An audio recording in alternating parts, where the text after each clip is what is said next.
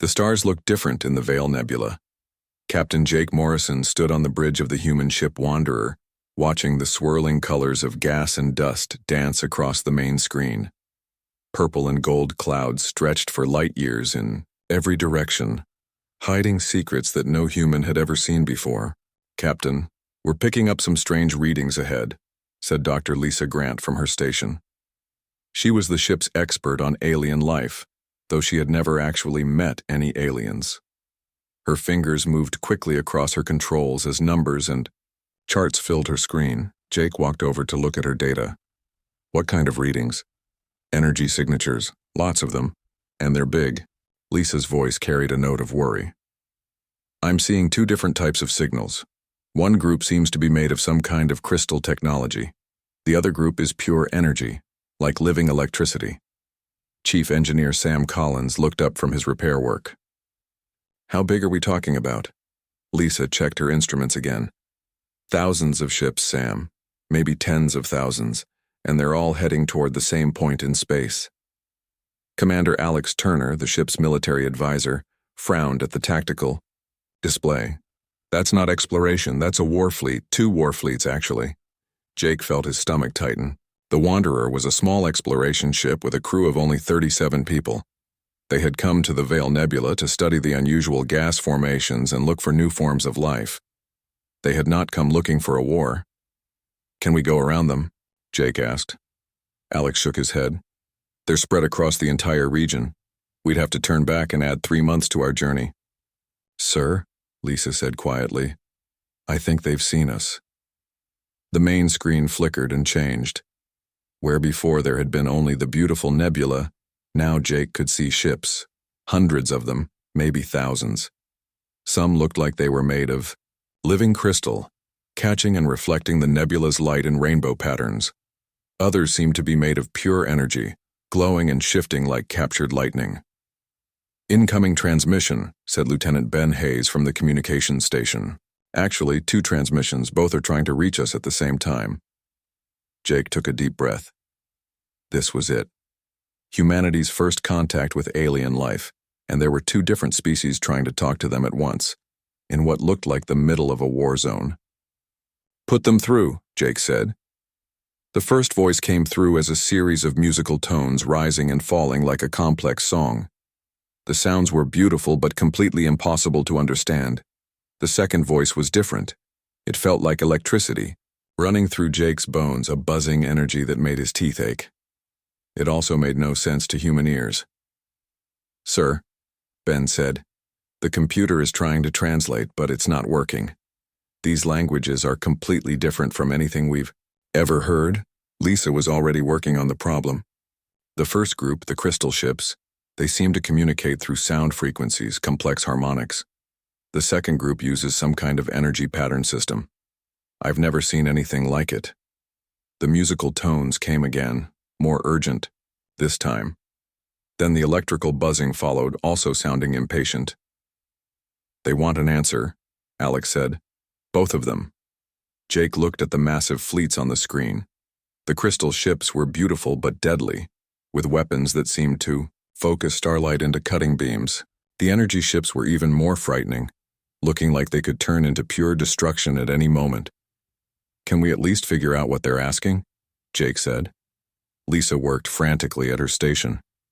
"I'm getting some basic patterns. I think they're both asking us to choose a side." "A side in what?" "In their war, Captain. They want us to join them in fighting the other group." Jake felt the weight of the decision crushing down on him.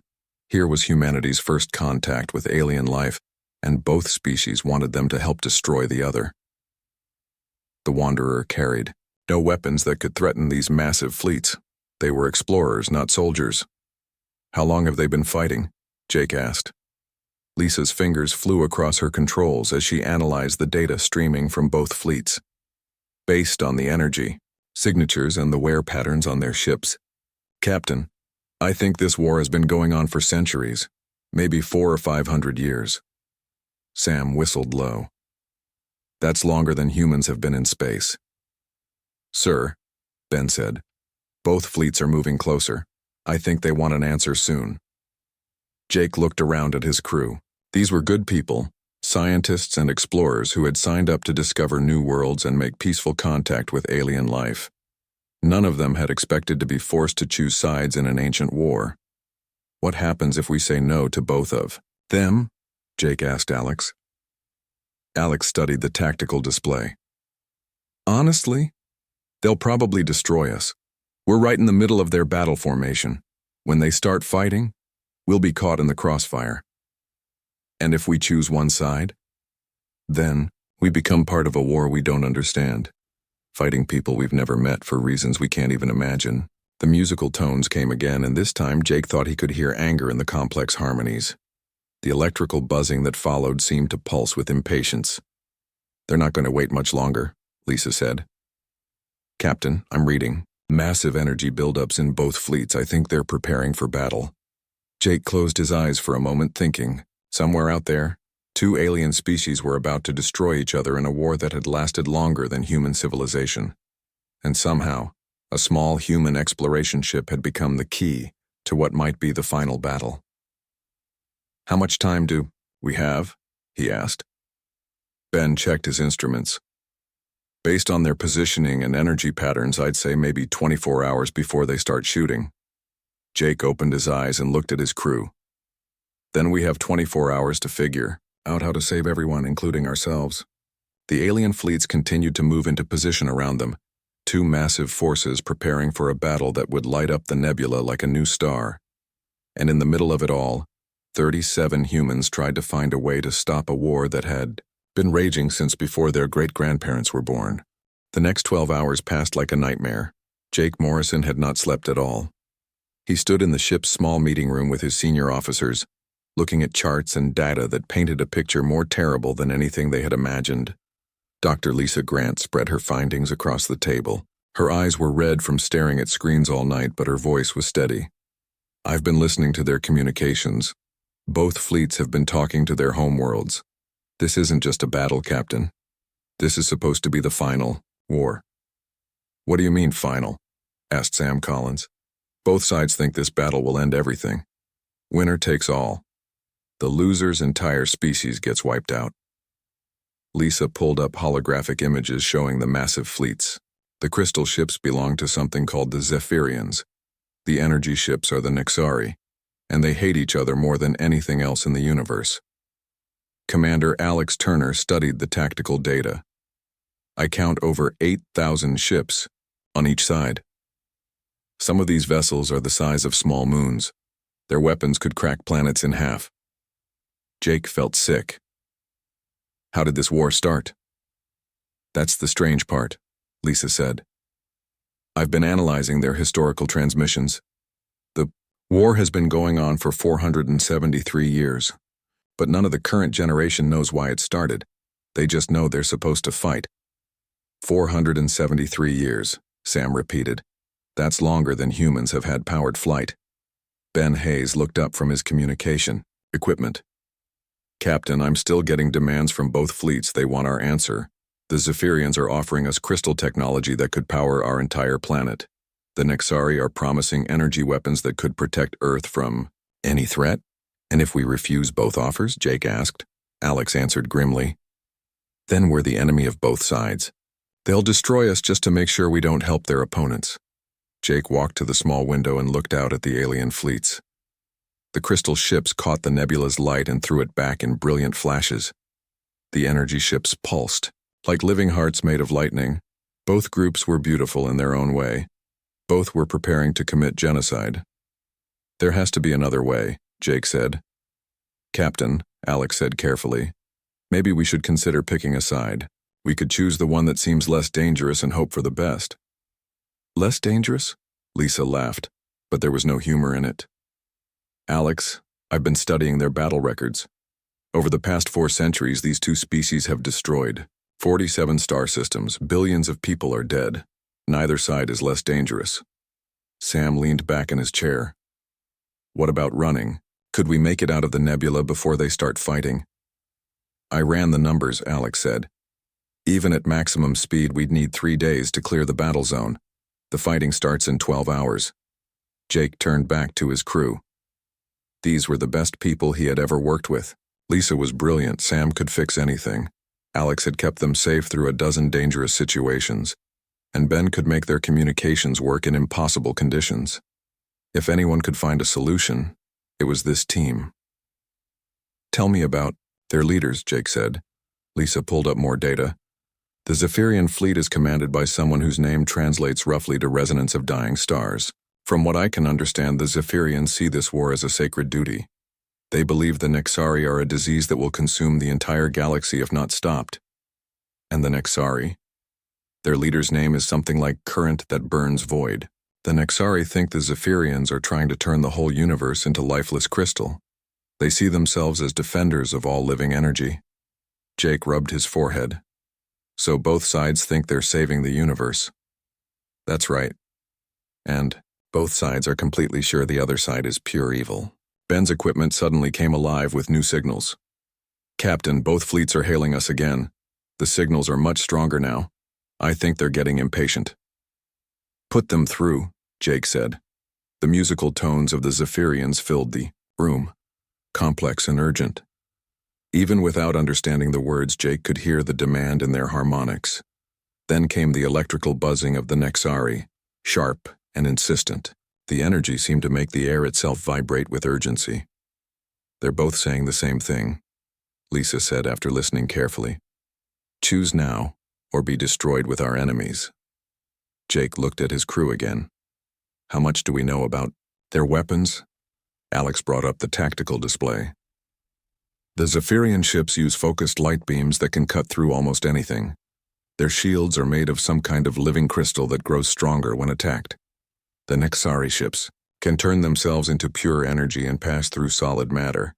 Their weapons drain power from enemy ships and turn it against them, so if they fight each other, it would be like watching fire fight ice. The battle could last days and tear apart half the nebula. Anything caught in the middle would be destroyed. Sam suddenly sat up straight. Wait, Lisa, you said neither side remembers why the war started? That's right, all their historical records just say the other side attacked first, but there are no details about what caused the first attack. What if, Sam said slowly, what if the whole war is based on some kind of mistake? Lisa stared at him. A mistake that lasted 400 years? Think about it. You said they communicate in completely different ways. Crystal harmonics versus energy patterns. What if they couldn't understand each other from the beginning? What if the first contact went wrong because they were trying to talk but couldn't? Jake felt something stirring in his chest. Hope, maybe. Could that really happen? Captain, Lisa said excitedly. Sam might be right.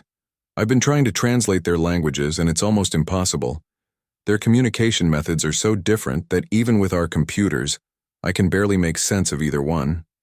Alex frowned. But surely after all these years they would have figured out how to talk to each other. Would they? Ben asked. If you've been fighting someone for your entire life and your parents fought them and their parents fought them, would you try to have a conversation? Or would you just keep fighting? Jake walked back to the window. The alien fleets were closer, now moving into battle formation. In a few hours they would start shooting and everything in the nebula would burn. There's only one way to find out, Jake said.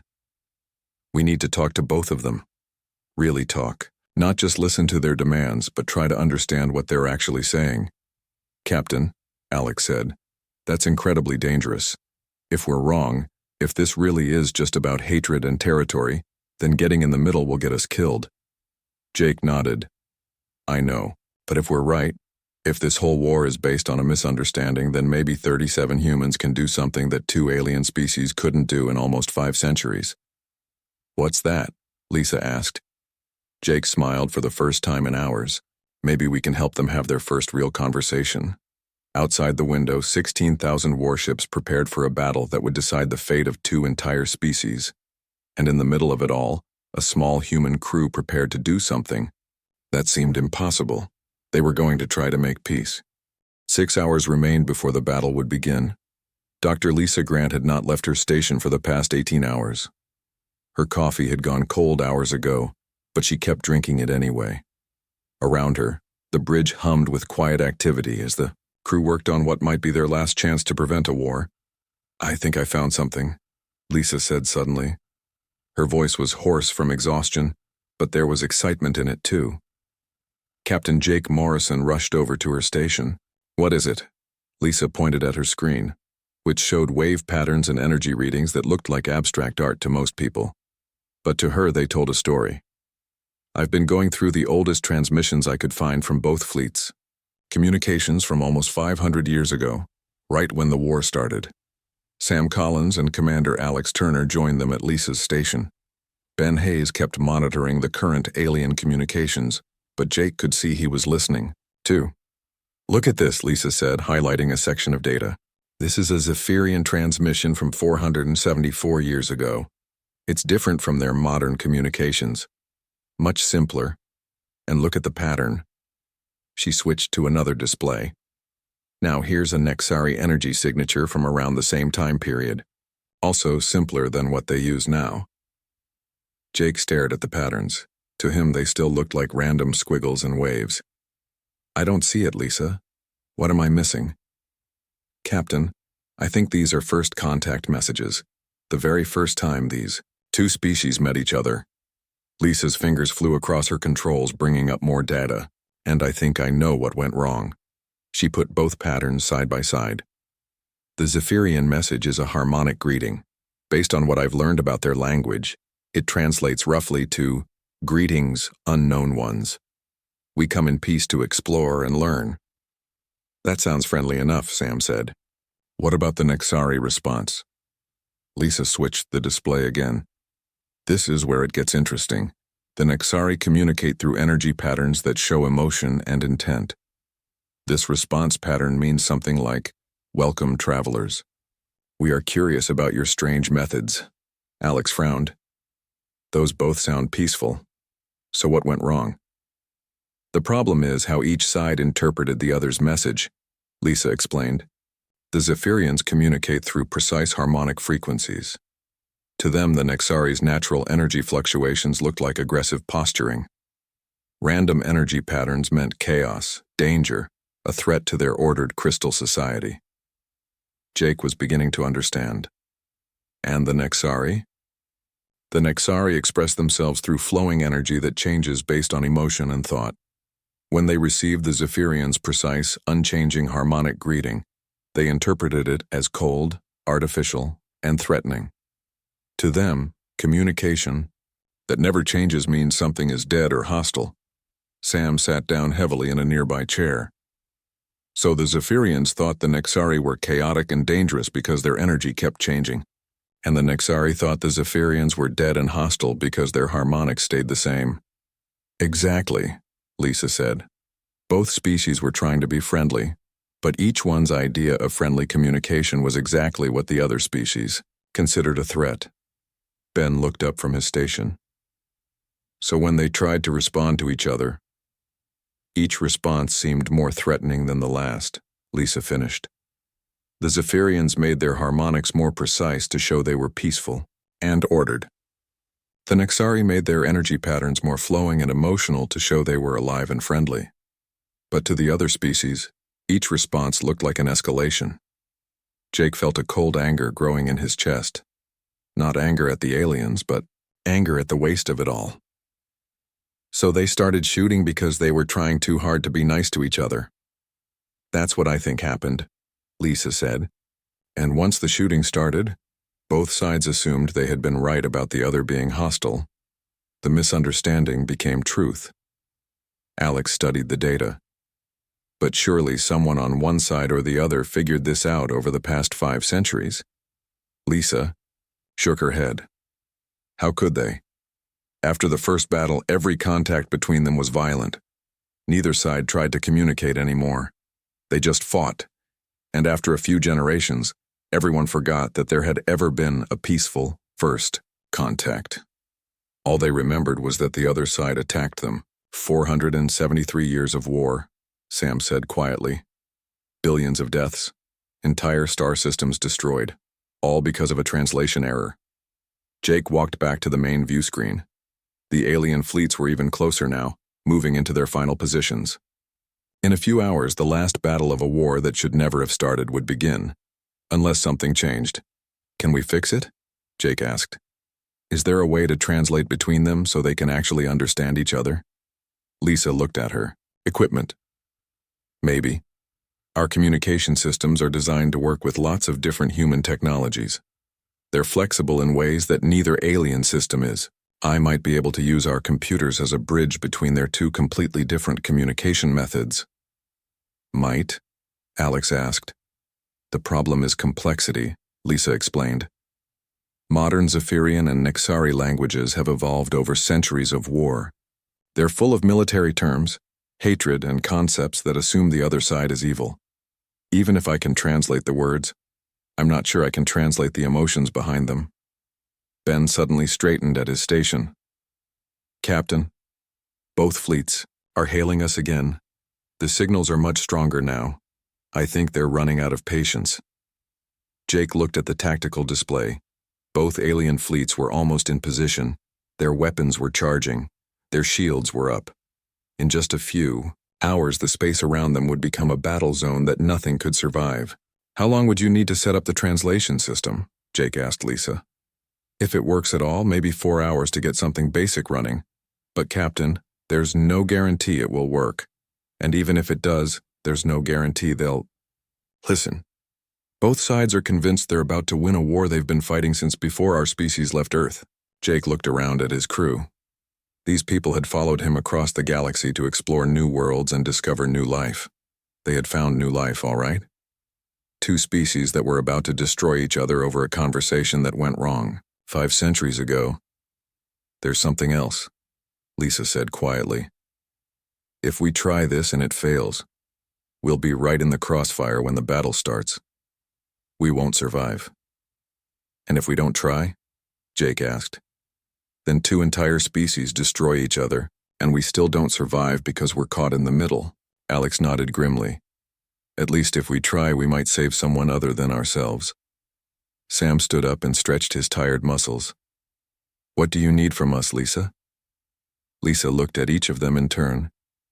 I need Ben to help me reconfigure our communication array. I need Sam to boost our power systems beyond their normal limits. And I need Alex to figure out how to keep us alive long enough to make this work. Jake made his decision. Do it. We came out here to make contact with alien life. Let's make sure it's the right kind of contact. As his crew went to work, Jake stayed at the view screen, watching the alien fleets prepare for their final battle. Somewhere out there, 2 species that had been enemies for longer than humans had been civilized were about to have their first real conversation in almost 500 years. If it worked, the war would end, and 2 civilizations would be saved. If it failed, everyone would die. But at least they would die trying to do something that mattered. 1 hour before the battle was set to begin, Captain Jake Morrison made the most dangerous decision of his life. He walked onto the bridge where his crew was working frantically at their stations. Everyone looked exhausted, but their eyes burned with determination. Status report, Jake said. Dr. Lisa Grant looked up from her communication equipment. Wires and cables ran everywhere, connecting human technology in ways it was never designed for. The translation matrix is ready, Captain. I think I can convert Zephyrian harmonics into Nexari energy patterns and back again. But I won't know if it actually works until we try it. Chief Engineer Sam Collins wiped sweat from his forehead. I've pushed our power systems as far as they'll go. We'll have enough energy to run the translation system, but if anything goes wrong, we'll lose life support. Commander Alex Turner studied his tactical display. Both fleets are in final attack position. Their weapons are charged and ready. Captain, they're not going to wait much longer. Jake nodded. Ben, open a channel to both fleets, all frequencies. Lieutenant Ben Hayes' hands moved across his controls. Channel open, sir. They're both listening. Jake took a deep breath. This was it. He was about to put his ship directly between 2 massive war fleets and ask them to stop a fight that had been going on for nearly 5 centuries. This is Captain Jake Morrison of the human exploration vessel Wanderer, he said, his voice steady, despite the fear in his chest. I'm speaking to both the Zephyrian and Nexari fleets. Before you begin your final battle, I ask you to give me 5 hours. Just 5 hours to show you something that could change everything. The response was immediate. Musical tones of anger from the Zephyrians, electrical buzzing of impatience from the Nexari. Lisa listened to both signals, then looked at Jake with worry. "Captain, they're both saying the same thing. They think we're stalling for time to help their enemies. They want us to move out of the way or be destroyed." Jake made his choice. "Ben, move us directly between both fleets. Put us right in the middle of their battle formation." "Sir?" Ben's voice cracked with surprise. "You heard me. If they want to start shooting, they'll have to shoot through us first." Alex stared at him. "Captain, that's suicide. The moment they start firing, we'll be vaporized." "Maybe," Jake said. "Or maybe they'll be curious enough about what we're trying to do to give us a chance." Ben's hands shook as he piloted the small human ship into the space between the two massive alien fleets. On the view screen, Jake could see crystal ships on one side and energy vessels on the other, all with their weapons pointed at each other. And now the Wanderer sat right in the middle. The alien communications exploded with activity. Both fleets were demanding to know what the humans thought they were doing. "Lisa," Jake said, "start the translation system. Let's see if we can get them talking to each other instead of at each other." Lisa's fingers flew across her jury-rigged equipment. "Initializing translation matrix. Sam, I need more power to the harmonic converters." Sam worked at his station, sweat dripping onto his controls. "Power levels at maximum. We're running hot, but the systems are holding." Ben suddenly looked up. "Captain, I'm getting a direct communication from the Zephyrian fleet commander. Resonance of Dying Stars wants to know why we're interfering with their sacred duty." "Put it through the translator," Jake said. Lisa worked frantically, adjusting her equipment as the Zephyrian harmonics came through. Slowly, her translation system began converting the crystal songs into something the Nexari could understand. On another channel, she was doing the same thing in reverse, taking Nexari energy patterns and turning them into Zephyrian harmonics. "It's working," Lisa said with amazement. "Captain, the translation is actually working. Basic concepts are getting through." Jake felt hope growing in his chest. "Can you translate a simple message from us to both fleets?" "I think so." "What do you want to say?" Jake thought carefully. These next words might determine whether two species lived or died. "Tell them this. We believe your war began with a misunderstanding. We ask both fleets to speak to each other through our translation system before you fight. What do you have to lose by trying?" Lisa converted Jake's words into both alien languages and broadcast them. The response was immediate and surprising. Silence. For the first time in hours, neither fleet was transmitting demands or threats. Both sides seemed to be thinking. Then, slowly, a new signal came from the Zephyrian fleet. Lisa's equipment worked to translate it. "Resonance of Dying Stars is asking the Nexari fleet commander a direct question," Lisa said with excitement. "He wants to know why the Nexari attacked their exploration ship 473 years ago." Another pause. Then the Nexari response came through. The translator. "Current that burns void says they never attacked anyone. She wants to know why the Zephyrians declared war on peaceful energy beings who were only trying to communicate." Jake saw Alex and Sam exchange glances. This was it, the first real communication between the two species in almost 5 centuries. "Keep translating," Jake said. "Let them talk." For the next hour, Jake watched something amazing happen. Two fleet commanders who had been preparing to destroy each other began having a conversation. At first, it was full of accusations and anger. Each side insisted the other had started the war. But as Lisa's translation system allowed them to truly understand each other for the first time, the tone began to change. "Captain," Lisa said quietly, "they're starting to realize something. Resonance of Dying Stars is describing the first contact from the Zephyrian point of view. How they tried to send a peaceful greeting and received what they thought was a chaotic, threatening response." On the other channel, Current That Burns Void was doing the same thing from the Nexari perspective. She described how they had tried to welcome the strange crystal beings, only to receive what seemed like cold, dead, hostile signals in return.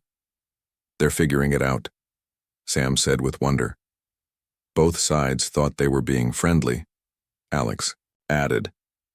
"And both sides thought the other was being hostile." Jake watched the alien fleets on his view screen. Some of the ships were powering down their weapons. Others were moving out of attack formation. After 473 years of war, two species were finally understanding each other. But there were still ships on both sides that kept their weapons ready. Not everyone was convinced. "Lisa," Jake said, "can you translate historical records? Show them both sides of that first contact?" Lisa nodded and began working with data from both fleets. Slowly, she managed to create a clear picture of what had happened 5 centuries ago. Two species, both trying to be peaceful, both misunderstanding each other completely. As the translation system shared this information with both fleets, Jake saw more weapons powering down. More ships moving out of attack position. "It's working," Ben said with amazement. "Captain, they're actually stopping the war." Jake looked at the timer on his screen. They had been translating for 4 hours.